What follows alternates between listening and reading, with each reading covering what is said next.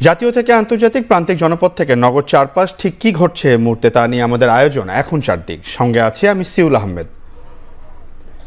বাংলাদেশের অন্তর্বর্তী সরকারের অধীনে সব দলের অংশগ্রহণে একটি সুষ্ঠু ও নিরপেক্ষ নির্বাচন আয়োজনে প্রতিশ্রুতিবদ্ধ।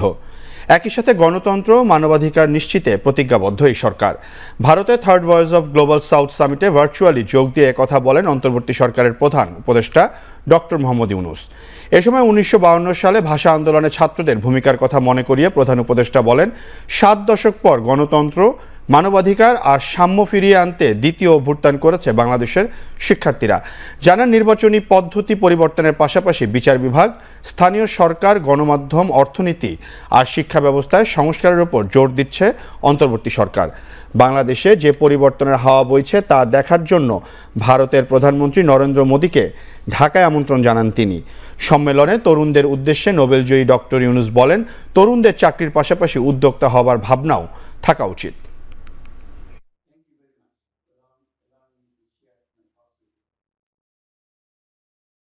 Our young generation have impressed upon the people of their aspirations for revolutionary change, restoration of all institutions of the state to ensure democracy and human rights through a meaningful reform. Our government is committed to ensuring a transition to an inclusive and pluralistic democracy and create an environment in which free, fair and participatory elections can be held. Just because they are prepared by an education system in all our countries to get ready for jobs, their creative capacities are forgotten. Yet, all human beings are born as creative beings. They are natural entrepreneurs.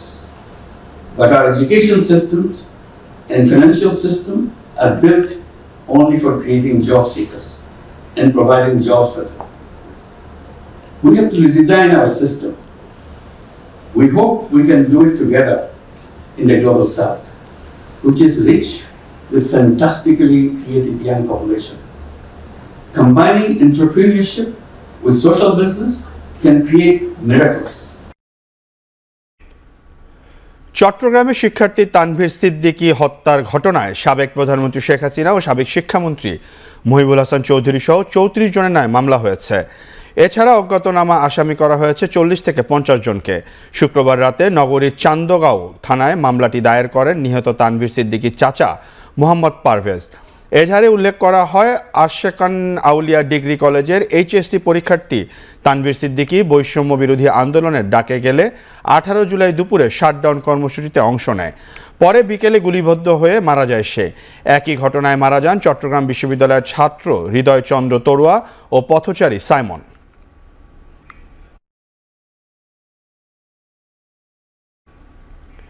বিভিন্ন প্রতিষ্ঠানে outsourcing করে নিয়োগপ্রাপ্ত এবং দৈনিক মজুরির ভিত্তিতে চাকরি করা তৃতীয় ও চতুর্থ শ্রেণীর কর্মচারীরা রাজধানীর শাহবাগে চাকরি স্থায়ীকরণের দাবিতে বিক্ষোভ করছে। সকাল ৯টা থেকে শাহবাগে জড়ো হয় সরকারি, বেসরকারি, স্বায়ত্তশাসিত ও বিভিন্ন প্রকল্পের হাজার হাজার কর্মচারী। দেরিতে বেতন দেয়া, তখন চাকরি চলে যাওয়া, উৎসব ভাতা না পাওয়া সহ নানা অভিযোগও রয়েছে তাদের।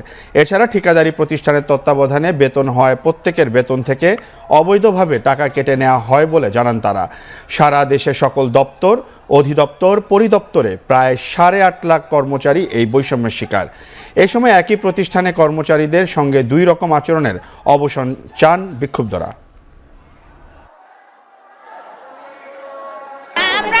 বৈশাখী ভাতা, উৎসব ভাতা, কোনো ভাতা পায় না। যারা গার্মেন্টসে চাকরি করে তারা উৎসব ভাতা পায়। এটাই আমাদের চাকরির রাজস্বকরণ করতে হবে, বয়স শিথিল করে সকলকে রাজস্বকরণ করতে হবে। আমরা সরকারের দায়িত্বে থাকতে চাই, কোনো ঠিকাদারের দায়িত্বে না। আমাদের দাবি একটাই, আমাদের চাকরি স্থায়ী করতে হবে। ঠিক মতো বেতন পাওয়া যাচ্ছে না, ৫ থেকে ৬ মাস, ১ থেকে ১.৫ বছর পর বেতন আটকে থাকে। আমাদের মধ্য সুবিধাভোগী লোকদের যারা নির্যাতিত, মাঝখানে বেতন দিবে সরকার, মাঝখানে মধ্য সুবিধাভোগী তৃতীয় পক্ষের কি দরকার? এদিকে চাকরিতে পুনর্বহাল ও বকেয়া পরিশোধের দাবিতে মানববন্ধন করেছেন দেশের শীর্ষস্থানীয় ব্যবসায়ীদের সংগঠন এফবিসিসিআই এর চাকরিচ্যুত কর্মকর্তা কর্মচারীরা। সকাল 11টায় রাজধানীর মতিঝিলের এফবিসিসিআইয়ের ভবনের সামনে জড়ো হন বিক্ষুব্ধরা। মানববন্ধনে অংশ নিয়ে তারা বলেন, আগামী 72 ঘন্টার মধ্যে তাদের চাকরি ফিরিয়ে দিতে হবে, তা না হলে কঠোর আন্দোলন গড়ে তোলা হবে। অন্যায় ও জোরপূর্বক চাকরি থেকে তাদের পদত্যাগ করতে বাধ্য করা হয়েছে বলে অভিযোগ করেন চাকরিচ্যুত কর্মকর্তা কর্মচারীরা। মানববন্ধন শেষে বাণিজ্য মন্ত্রণালয় বরাবর স্মারকলিপি দেওয়া হয়।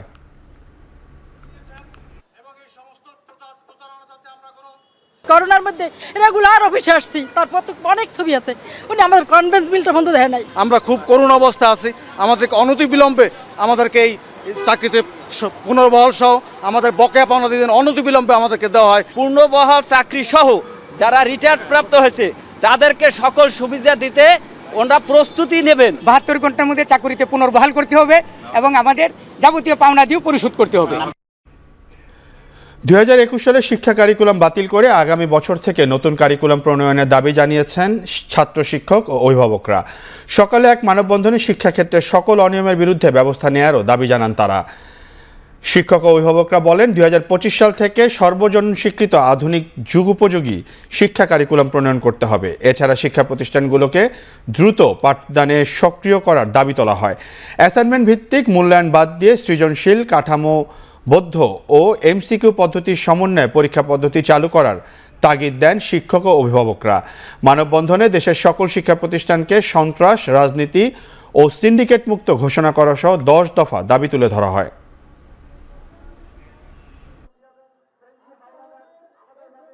2021 সালে যে কারিকুলামটি এসেছিল সেই কারিকুলামে বর্তমানে প্রচুর পরিমাণে বৈষম্য হচ্ছে। যে কারিকুলামে পড়া হচ্ছে এটা বাতিল করতে চাচ্ছি। এতে বাচ্চার মেধা বিকাশ হচ্ছে না, পড়াশোনা করছে না, ডিভাইস ভিত্তিক হয়ে যাচ্ছে। শহর কেন্দ্রিক যে স্কুলগুলো আছে তারা কিছুটা শিখলেও গ্রামের শিক্ষার সাথে একটা মারাত্মক বৈষম্য তৈরি হচ্ছে। যে পরীক্ষা পদ্ধতি এই শিক্ষা কারিকুলামে পরীক্ষা পদ্ধতিটা হলো বাচ্চারা ওপেন বুক পরীক্ষা দেয়, এটা আমরা চাই না। এদিকে প্রাথমিক শিক্ষা ক্যাডার ঘোষণা সহ 9 দফা দাবিতে মানববন্ধন করেছেন প্রাথমিক শিক্ষা পরিবারের মাঠ পর্যায়ের অংশীজনরা। বিকেলে বৈষম্য নিরসনে প্রাথমিক শিক্ষা ব্যানারে প্রাথমিক শিক্ষা অধিদপ্তরের সামনে মানববন্ধন অনুষ্ঠিত হয়।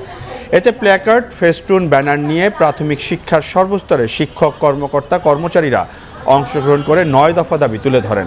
এসবের মধ্যে রয়েছে প্রাথমিক শিক্ষা ক্যাডার ঘোষণা করে কর্মকর্তা, কর্মচারী, শিক্ষকদের বৈষম্যপূর্ণ নিয়োগবিধি বাতিল, প্রাথমিক শিক্ষা ব্যবস্থাকে প্রশাসন ক্যাডার মুক্ত করা, প্রাথমিক শিক্ষার সব প্রকল্পের অপচয় ও দুর্নীতির বিরুদ্ধে ব্যবস্থা নেওয়া।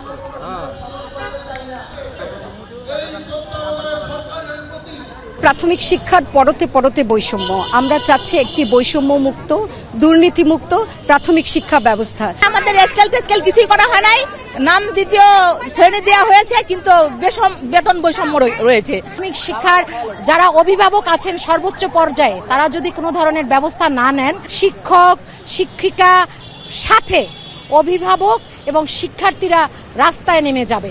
আমাদের প্রধান শিক্ষক পদোন্নতি পেলে 20-25 বছর সময় লাগে। হ্যাঁ, আমরা 13তম গ্রেড, 3য় শ্রেণী, যারা মানুষ গড়ার কারিগর তারা কেন 3য় শ্রেণী থাকবে? বিডিআর হত্যা ও বাংলাদেশ ব্যাংকের রিজার্ভ চুরির ঘটনায় শ্বেতপত্র প্রকাশের দাবি জানিয়েছেন অবসরপ্রাপ্ত সামরিক কর্মকর্তারা। সকালে রাজধানীর মহাখালীতে রাওয়া ক্লাবে অবসরপ্রাপ্ত সামরিক কর্মকর্তাদের আয়োজনে 5 আগস্ট সফল বিপ্লব, ভাবনা ও প্রস্তাবনা শীর্ষক মত বিনিময় সভায় এ দাবি জানানো হয়। বক্তারা বলেন, সাম্প্রতিক আন্দোলনে হতাহত সকল ব্যক্তি ও পরিবারকে যথাযথ সম্মান দিতে হবে। বিগত সরকারের আমলে যেসব কর্মকর্তা অন্যায়ের শিকার হয়েছে তাদের মূল্যায়ন করতে হবে। যদি কোনো রাজনৈতিক ব্যক্তিত্ব সেনা তত্ত্বাবধানে থাকে তাকে আইনের আওতায় আনার অনুরোধও জানান তারা। সভায় ভারত সহ বৈশ্বিক চুক্তিগুলো পর্যালোচনা এবং সংবিধানে তত্ত্বাবধায়ক সরকার ব্যবস্থা পুনরায় চালুর দাবিও জানান সাবেক সেনা কর্মকর্তারা।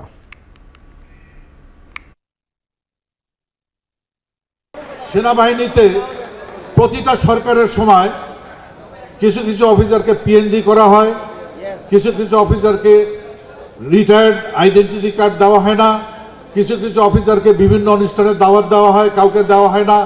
আমি মনে করি এই সমস্ত বিষয়টি রহিত করা উচিত। তার অনুসারীরা যা তার গুণগান গাইবে, তার সরকারের তল্পি বাহক হবে, যা তার পদলয়ন করবে, তারাই হচ্ছে স্বাধীনতার শক্তি। যারা তার বিরোধিতা করবে তারাই হচ্ছে পাকিস্তানপন্থী, তারাই আইএসআই এর দালাল, তারা বাংলাদেশের বিরুদ্ধে তাদের ষড়যন্ত্র চলছে। এদিকে বিডিআর বিদ্রোহে শহীদ পরিবারের সদস্যরা দাবি করেছেন এ ঘটনা কোনো বিদ্রোহ নয়, ছিল পরিকল্পিত হত্যাযজ্ঞ। আর এতে জড়িত ছিলেন সাবেক প্রধানমন্ত্রী শেখ হাসিনা, মেয়র ফজলে নূর তাপস সহ আরও অনেকে। দুপুরে রাজধানী মহাখালীতে একটি হোটেলে বিডিআর বিদ্রোহে হত্যাকাণ্ডে নিহত সব সেনা ও বেসামরিক ব্যক্তিদের স্বজনরা সংবাদ সম্মেলনে এ দাবি করেন। এ সময় ৩ দফা দাবি পেশ করে তারা বলেন, কর্তৃত্ববাদী সরকারের পতনের মাধ্যমে বাক স্বাধীনতার স্বাদ পাওয়া গেছে। এ অবস্থায় শহীদ সেনাদের নামে ১৫ বছর ধরে হয়ে আসা অপপ্রচার বন্ধ ও সঠিক ইতিহাস প্রচারও জরুরি। বিগত সময়ের তদন্ত প্রত্যাখ্যান করে নতুন করে স্বাধীন কমিশন গঠন করে পুনরায় তদন্ত দাবি জানান তারা।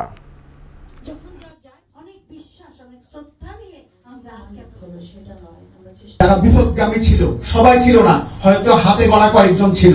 ওই সৈনিকরা আমার বাবাকে লোহার স্ট্যান্ড দিয়ে পিটে পেটের মধ্যে বিভিন্নভাবে ক্ষত বিক্ষত করে পরে ব্রাশ ফায়ার করে আমার বাবাকে হত্যা করে। ন্যায় বিচারের আলোকে আমরা শহীদ পরিবার বর্গ মনে করি যে হাইকোর্ট ডিভিশনের রায় মোতাবেক 3 জন জজ যে ইনকোয়ারি কমিশনের কথা বলেছে, অবিলম্বে সেই ইনকোয়ারি কমিশন গঠন করতে হবে। আমরা শহীদ পরিবার হিসেবে মনে করি যে নির্দোষ বিডিআর সৈনিক যারা এখন জেল খাচ্ছে, সুষ্ঠু তদন্তের মাধ্যমে যেন তাদের মুক্তি দেওয়া হয়। বিএনপির স্থায়ী কমিটির সদস্য হাফিজ উদ্দিন আহমেদ জানিয়েছেন, উন্নত চিকিৎসার জন্য দলের চেয়ারপারসন বেগম খালেদা জিয়াকে বিদেশ পাঠানো হবে। সুস্থ হয়ে দেশে ফিরে আগামীতে দেশের প্রধানমন্ত্রী নির্বাচিত হবেন বলেও আশা প্রকাশ করেন তিনি। সকালে জাতীয় প্রেস ক্লাবে এক আলোচনা সভায় দ্রুত বিশেষ ট্রাইব্যুনাল গঠন করে বিডিআর বিদ্রোহ মামলার বিচার কাজ শেষ করার আহ্বান জানান বিএনপির এই সিনিয়র নেতা। এই সরকার এই মহান নেত্রী, সবচেয়ে জনপ্রিয় নেত্রীকে চিকিৎসা দেয় নাই। আশা করব শীঘ্রই আমরা তাকে বিদেশে পাঠাতে পারবো। তিনি পরিপূর্ণ সুস্থ হয়ে দেশে আসবেন এবং আগামী দিনে নির্বাচনের পরে দেশের প্রধানমন্ত্রী হবেন। শেখ হাসিনা ইতিহাসে সবচেয়ে বড় ঘাতক। এহেন অন্যায় অবিচার নাই, কত মায়ের বুক খালি করেছে। আমরা এই সভা থেকে দাবি করব তাকে বাংলাদেশে ফিরিয়ে এনে বিচার করতে হবে। ভারতকে বলবো, যদি বন্ধুত্ব করতে চান তাকে বাংলাদেশে ফেরত পাঠান। তার বিরুদ্ধে হত্যা মামলা রুজু হয়েছে, আরো বহুত হবে। বিএনপি ক্ষমতায় গেলে আপনাদের সাথে বন্ধুত্বের সম্পর্ক থাকবে।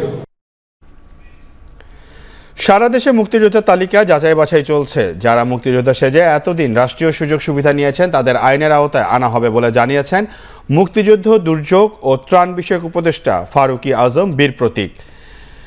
সকালে চট্টগ্রাম সার্কিট হাউসে আইনশৃঙ্খলা ও প্রশাসনের ঊর্ধ্বতন কর্মকর্তাদের সাথে বৈঠক শেষে একথা জানান তিনি। বলেন, এবার ছাত্রদের আন্দোলনের অন্যতম বিষয় ছিল মুক্তিযুদ্ধ ও মুক্তিযোদ্ধা, তাই বিষয়টি গুরুত্বের সাথে দেখা হচ্ছে। এছাড়া অনেকেই মুক্তিযোদ্ধার সন্তান সেজে অবৈধ সুযোগ সুবিধা নিয়েছেন, তাই যাচাই বাছাই শেষ হলে ভুয়া মুক্তিযোদ্ধা ও তাদের সন্তানদের রাষ্ট্রের সাথে প্রতারণার দায়ে শাস্তি নিশ্চিত করা হবে। মন্ত্রণালয়কে যাচাই করতে দিয়েছি, আমরা কাজ চলছে। এইখানে হলে যা কি পরিমাণ মুক্তিযোদ্ধার সন্তান চাকরি কোটার মধ্যে হয়েছে, যাচাই বাছাই করে যাদেরকে সত্যিকার পাবো তারা থাকবে, আর যাদেরকে পাবো না তারা চলে যেতে হবে। এবং প্রতারণার দায়ে তাদের অনেককে আমরা রাষ্ট্রের সাথে প্রতারণার জন্য তাদেরকে শাস্তিও পেতে হবে।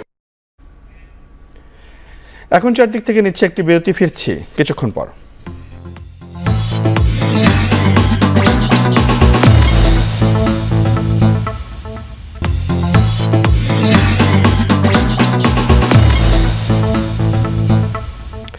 বিরতির পর ফিরে এলাম, আপনারা দেখছেন এখন চারদিক। বৃষ্টি আর উজানের ঢলে কাপ্তাই হ্রদে পানির পরিমাণ বেড়েছে। এতে রাঙামাটির কর্ণফুলী পানি বিদ্যুৎ কেন্দ্রের উৎপাদন বেড়েছে, যার পুরোটাই যুক্ত হয়েছে জাতীয় গ্রিডে। রুল কার্ড অনুযায়ী বর্তমানে কাপ্তাই হ্রদে পানি থাকার কথা 94.20 MSL, সেখানে এখন 2.59 SML পানি রয়েছে। পানির পরিমাণ বাড়ায় 242 মেগাওয়াট ক্ষমতা সম্পন্ন কেন্দ্রের 5টি ইউনিট থেকে দৈনিক 213 মেগাওয়াট বিদ্যুৎ উৎপাদন হচ্ছে, যার পুরোটাই যুক্ত হচ্ছে জাতীয় গ্রিডে। কর্ণফুলী পানি বিদ্যুৎ কেন্দ্রের ব্যবস্থাপক ATM আব্দুল জাহের জানান, হ্রদে পানি বাড়লে বিদ্যুৎ উৎপাদন আরও বাড়বে। এর আগে পানি স্বল্পতায় গেল বছরের 4 এপ্রিল 1 নম্বর ইউনিটে বিদ্যুৎ উৎপাদন মাত্র 25 মেগাওয়াট গিয়ে থেকে, যা ছিল কেন্দ্রটির সর্বনিম্ন উৎপাদন।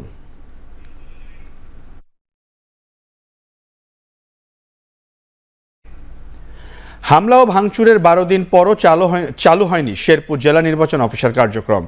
এতে ভোগান্তিতে পড়েছেন সেবাগ্রহীতারা। বিশেষ করে নাম সংশোধন ও ভোটার হতে ইচ্ছুকরা পড়ছেন বেশি বিপাকে। গত 5 আগস্ট অগ্নিসংযোগের কারণে অফিসের প্রধান সার্ভার রুম, কম্পিউটার, ল্যাপটপ সহ নতুন আবেদনকারী ও জেলা অফিসের প্রয়োজনীয় নানা কাগজ পুড়ে যায়। এতে অফিসের সব কার্যক্রম বন্ধ হয়ে যায়। জেলা নির্বাচন কর্মকর্তা জানান, হামলার পর অনেক কর্মকর্তা ভয়ে আছেন। এমনকি ভবনের নৈশ প্রহরীরাও কাজে যোগ দেননি।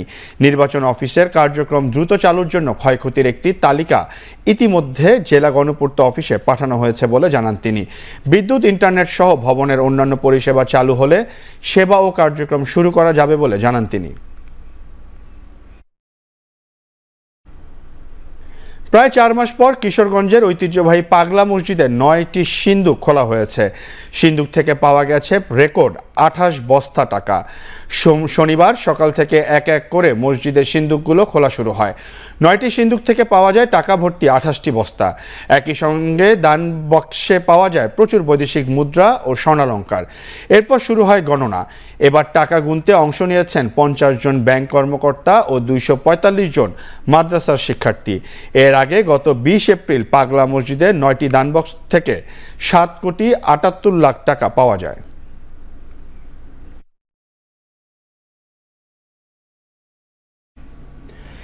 এখন চারদিক থেকে নিচে আরও একটি বিরতি, ফিরছি একটু পর।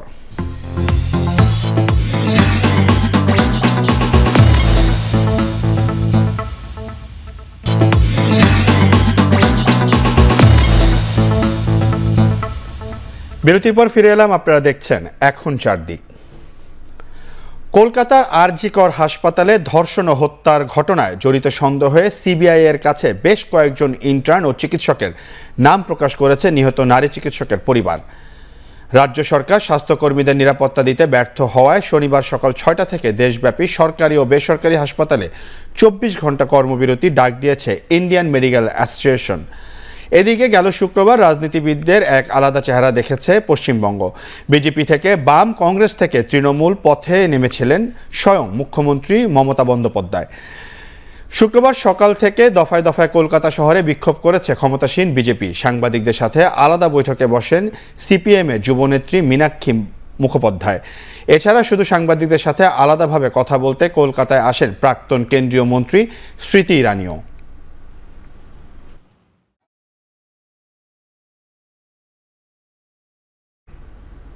শেষ করছি এখন চারদিক। এখন টেলিভিশনের ওয়েবসাইট দেখতে ভিজিট করুন www.ekhon.tv। এছাড়া এখন টেলিভিশনের ফেসবুক দেখতে ভিজিট করুন facebook.com/tv.ekhon এবং ইউটিউব দেখতে ভিজিট করুন youtube.com/m/c/ekhon tv।